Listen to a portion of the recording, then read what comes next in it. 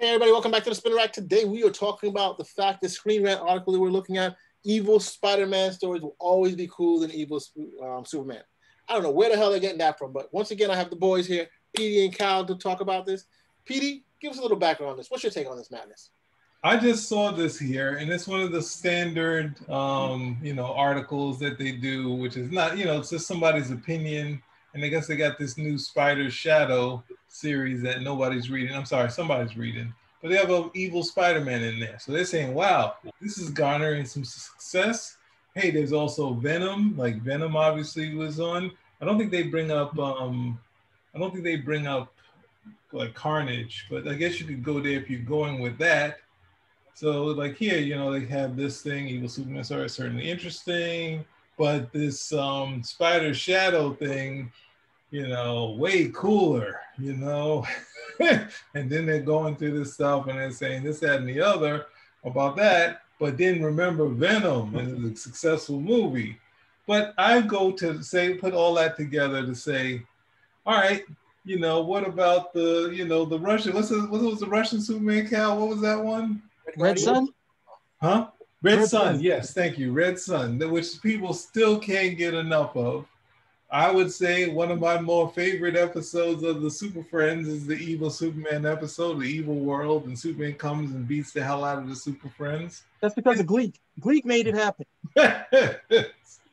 And then lastly, if you're going to throw Venom in there and all these other characters that are that, then that adds in every different version of Superman that they have as a villain out there. Your Homelander that you like, any of those guys are evil Superman stories, and you can't get around that. So if you're going to say how many evil Spider-Man, they got Venom, Carnage, this, how many new universes are based on the idea of the Brightburns? How many evil Superman stories could you do? Hollywood found a way to do a bunch of them.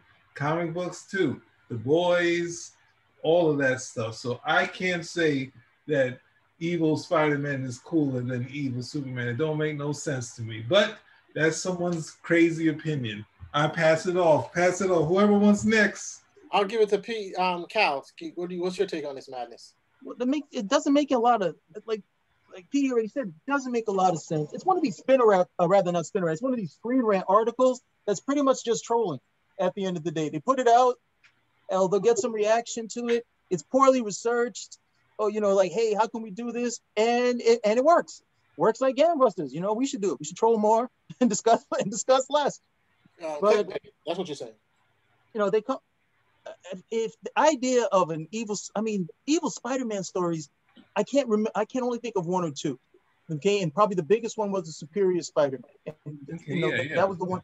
That was the one that really went over gangbusters. But if you want to compare the Superior Spider-Man to, say, Injustice Gods Among Us, that was a runaway hit. Okay, that was just a runaway hit at the end of the day. Guys could not, they ate that up at the end of the day. They liked that story so much, okay, that Batman, who was supposed to represent the good guys in the story, they blamed him for what happened and said, no, it wasn't evil Superman's fault. It was Batman's fault. That's how much they liked it. The bad guy, who they're supposed to be against, who's Superman. Mind you, when Superman is a good guy, these guys are trying to devise all these ways to say they could beat him in a fight. When he's evil, they're like, nah, it wasn't his fault. Batman didn't come over here and back him up.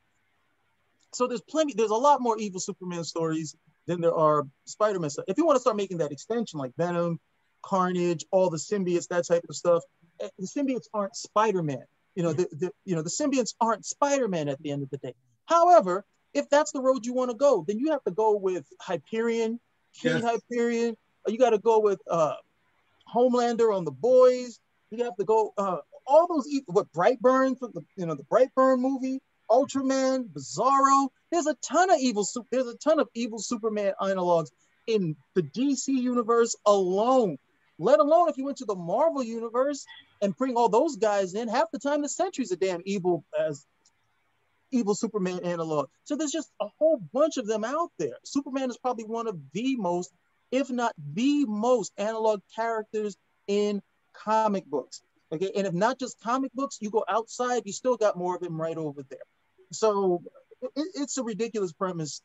It's just a ridiculous premise, but it's a troll premise. Okay, I mean, I kind of agree with both of you guys there. So I mean, Is there not any more you want to add, P, before we close this out?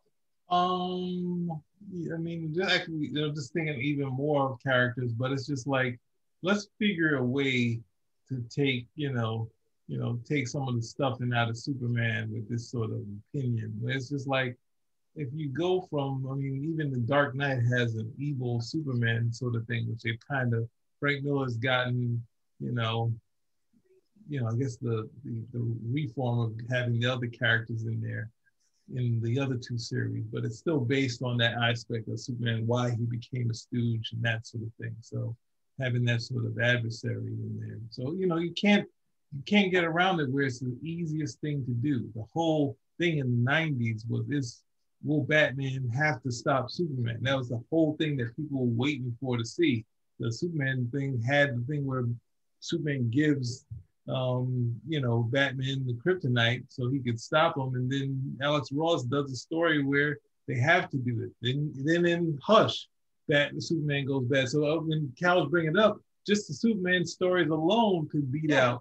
Remember that what they did, that alternative story in Armageddon where Superman turns evil, and he give him that funky collar because now he's evil, and Batman stops him with what, the kryptonite? Yep. And all that goes back to they had those evil Superman stories before, like some Silver Age and Bronze Age stuff, but it was always like a trick or something of that nature when it came down to it. But we got the Dark Knight Returns, and that's officially like the first time, well, he's evil, so I got to take him down with this kryptonite over here, and so on and so forth. And it kept stemming from there. Because, in hindsight, I'm like, why are you giving Batman kryptonite for any damn reason? This is not the guy. This is not the guy that you want to have. This is the guy spying on everybody at one point because he makes these decisions. This is not the guy you want to have the kryptonite. But there's a ton of these stories out there, just a ton of them. So, even in the Golden Age, I think, within the first 3 years, Siegel and Schuster had some like evil Superman story where Superman's running around doing this stuff, and they're like, "We thought you were a good guy, Superman." And Clark is there like, "Yeah, I thought Superman was a good guy too." And it turns out to be it was some guy faking that he was Superman. Superman goes and stops him, and that was like within the first 3 years of Superman. So it's just it's some trolling mishmash. I mean, there are been other variants of Spider-Man. I mean, we could say, probably to me has always been, when I think evil Spider-Man, I always think in terms of the symbiotes.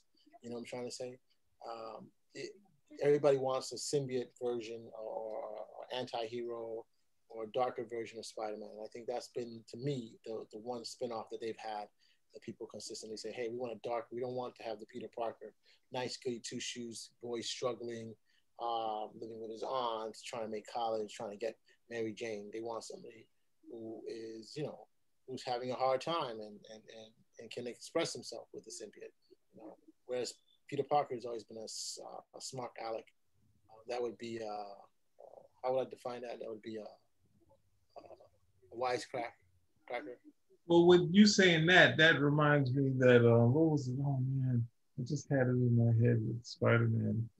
But I think trying to say that people actually want the bad Spider-Man would be saying that you actually will like what happened in Spider-Man 3, right? With the disco dancing, the evil Spider-Man. That's what you're saying that they like? Because that was the evil sort of darker Peter Parker / Spider-Man story.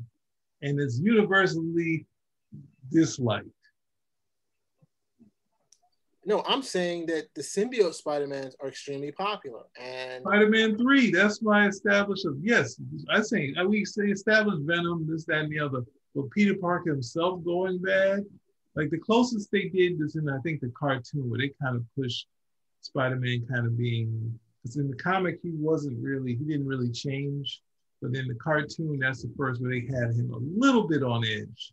And then, of course, he realizes it and he gets rid of it. In the movie, they play that up to the hilt. And I think to most people, they dislike that.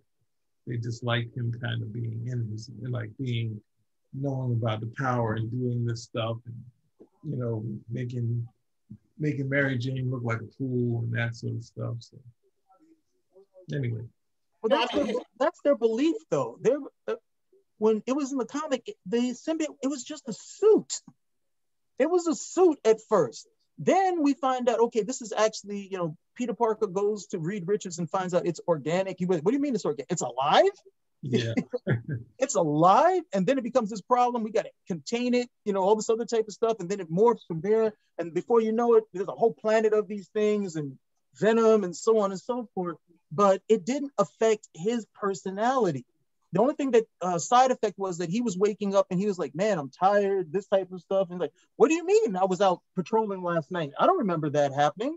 You know, so those were the things that went there, but it wasn't affecting his overall personality. But again, most of these characters, as I like to say, we don't relate to these characters. You want to be these characters. You want to on some level believe that you could be this particular character. So if we see people, oh yeah, I like it when Peter Parker's got that edge and this type of stuff, that's the guy they want to be at the end of the day. And that's why it resonates. I'm not going to be this guy who wants to have to follow these rules and do so on and so forth and have this moral code, because I don't believe I could ever adhere to that. But this guy over here, closer to an anti-hero, yeah, I could do that. And that's what, you know, that comes across as definitely cooler at the end of the day. Because you look at Pete, and Peter Parker's like, no, I'm not going to do this because this is wrong. And the other guy's like, oh, whatever. You know, let's see what happens at the end of the day. And, you know, so that appeals to those people who don't want that particular stricture in their lives, if you will. So, and, I mean, and he's allowed to do all this stuff. He can say all these cool one-liners because Pete's not going to do that. He can curse people out. Pete's not going to do that. He can go do it because Pete's not going to do that. But what they do is they make all of that stuff that is not supposed to be cool, you know, that's supposed to be what we're supposed to emulate at the end of the day. And they forget why it is that Peter Parker, you know, is the guy that we come in for, because in spite of all those problems, he still goes out and does the right thing, does the heroic stuff, you know, always is able to, you know, fall on the right side, regardless of how many times he gets beaten up. That is supposed to be the attractive thing about any superhero character. And when you go and you promote the other side of it, and they do that with evil Superman all the time. These guys will come over and do the coolest things with Superman's powers. And I'm like, well, why doesn't Superman do that? You know, Superman's too busy making a speech about if we all come together, maybe we go, like, no, I don't want to hear a speech. Let him do some cool stuff with his powers too. No, you know, they're not going to do that. So then it just makes you look like, okay, if I follow rules and if I have a moral compass, I'm some fuddy-duddy lame-o. But if I come over here and I'm willing, like, you know, and I don't have any moral compass, I can burn somebody. I can spin the whole planet around on the tip of my finger. If I'm Spider-Man, I can beat up anyone like they did in the Superior Spider-Man. Oh, he was just holding back his power. I'm never holding back. Look at all the stuff that I can do. Now look at him. I don't have any moral compass. I can beat up everybody. I'm wealthy. All of these things that come over to it. So where it comes from, I am not 100% sure. They've always had this thing with comics where anytime the hero goes bad, for some reason they're like twice as capable as they were before, as if somehow being good inhibits you from being effective. Yeah. Yeah, I have to agree. That is the thing. If you look at, I wanted to bring this up because this is the showcase of I think the video game, is that the trailers hints that, oh, they're going through something, they had to take down something. And of course, the person they had to take down is evil Superman. So this is really recent. But even going to what Cal's saying, that aspect of, I think they had one of those crossovers. They have a scene where these monsters are coming up and the Fantastic Four are struggling with these monsters. And then Superior Spider-Man comes up and he takes out like all the monsters by himself. And the Fantastic Four is just standing there. It's just like, it's really the saddest moment ever. But that aspect of, hey, with Spider-Man's powers, if he utilized it to take on these cosmic villains, he wiped the floor with them. Or he used all of his smarts and all that. He basically be one of the top fighters out there, which is kind of counter, because then you can't really do, I don't like the idea, there's a classic thing in the 80s where Spider-Man rips out Dr. Octopus's arms, and it's just like, well, how do you do any more Dr. Octopus stories now? So, no. Spider-Man beats all, I mean, from the writing standpoint, if he beats all the villains, we got to either come up with some really good villains or this series is over. It's like a manga series. Hey, he won the tournament. That's it. You know, we had a good run. The superhero characters, at least with American comics, these guys are in perpetual serialization. So they hamstring themselves if they take a good character and they get rid of them. And then look at it too, because you have some of these great Spider-Man stories where he's fighting against these villains, and we wouldn't have had that if this person had bought it at the end of the day. So that's something that you want to keep in mind as well. And he's got a slew of them. He's got one of the best rogues galleries. Him and Batman have probably those guys have the best rogues gallery, hands down. They have the best rogues gallery in comics. So you can always draw from these guys. And it's amazing that even the people run around on stories, even though these guys have at least 7 or 8 different villains each, you know, that you could play them against at the end of the point. Not so much with Superman. His rogues gallery isn't quite the same. But, you know, the thrust of being a bad guy or being morally nebulous, and somehow that's liberating, you know, as opposed to, you know, what heroism is supposed to inform for us is, is a drawback, it seems, for a lot of these guys when it comes time for writing. And then the readership as well. They think being a hero isn't cool, it's lame.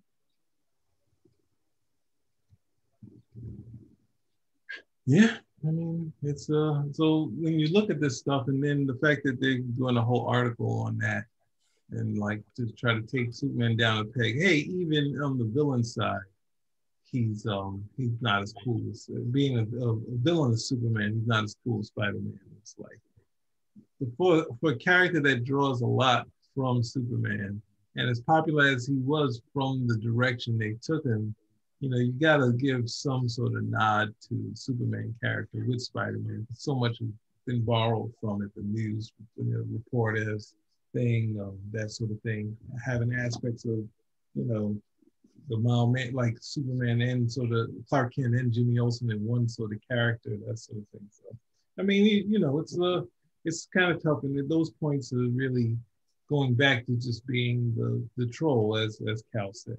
You know, it just was, you know, tough to look at that and be like, this is an article. They actually, maybe they needed to pile something in there, but it's just like, hey, this versus that. And it's just like, this one is really ridiculous. So I felt the need to talk about it. So thank you, guys.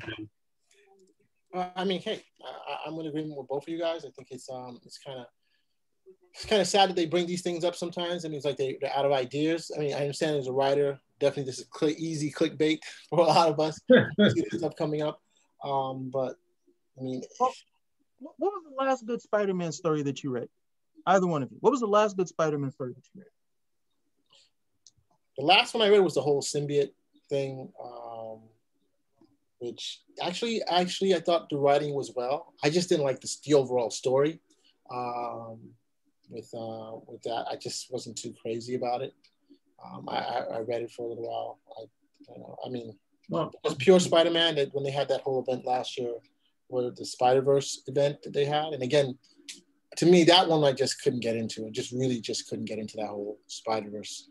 And I think it was Miss Spider or Lady Spider or whatever her name is. I just was like, oh, can I keep on reading this? Do I need to keep on reading this? It's like that was my big problem. Well, to me, it's kind was it good? I don't know. I don't know. Yeah. For me, it's earlier. It would be like the late 90s and the 2000s.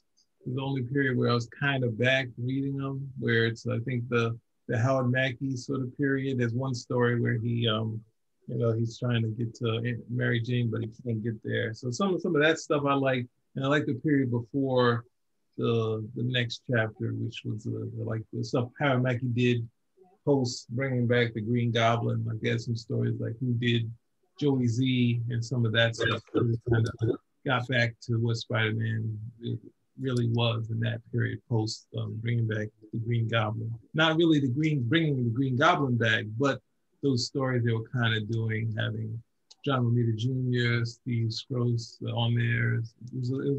It was a decent period, like the real post clone thing, where they kind of figured it out, and they were doing just like really okay Spider-Man stories. So. Okay, so listen. So I guess we are. There was a point you were trying to make, right? Yeah. If you look at the stories that you guys enjoy, there hasn't been a Spider-Man story like that in a long, long, long time. Okay, we had the Superior Spider-Man. They brought him back. A whole bunch of guys were happy about it. The next thing you know, he's driving some electric car. The spider on his chest glows, and you're like, well, what the heck is going on? But their idea of like, I think you're in a lot of trouble when you think that you need to make Spider-Man cool, because Spider-Man is inherently cool. So if you think we got to do some stuff, we got to try to jazz him up a bit, then you really lost the appeal of this character at the end of the day. And then, to be honest, the last Spider-Man story that I saw that I enjoyed was Into the Spider-Verse.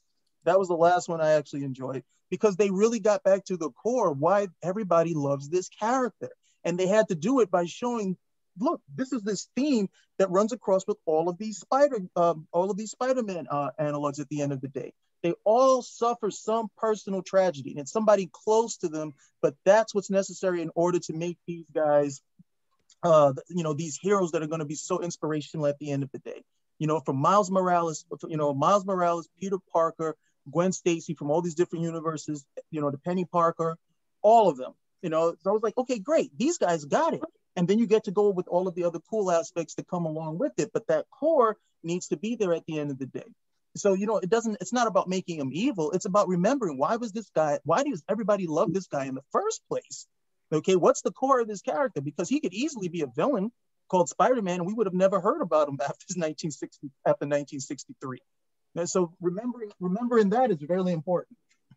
I would adjust what I said to say that I did read some of the Brand New Day stuff, and I was okay with some of the characters lost their voice, but it was one of those things where all they had to do was get Slott off the title before he ran out of stories and did the Superior Spider-Man.